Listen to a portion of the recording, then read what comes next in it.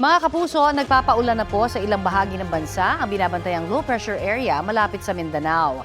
Namataan po yan ng Pag-asa 875 kilometers silangan ng Southern Mindanao.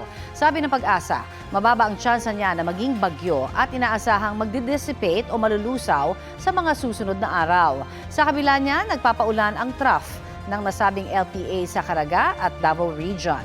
Bukod sa sama ng panahon, posible ring magpaulan sa ilang bahagi ng bansa ang easterlies o kaya'y mga local thunderstorm. Ayon sa Pag-asa, posibleng pumalo sa danger level na 45 degrees Celsius ang heat index sa Dagupan, Pangasinan at sa 6 pang lugar sa bansa. 44 degrees Celsius naman sa Pasay City at sa 12 pang lugar sa bansa.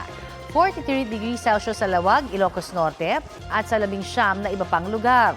42 degrees Celsius naman ang posibleng heat index ngayong araw dito sa Quezon City at sa 15 iba pang lugar.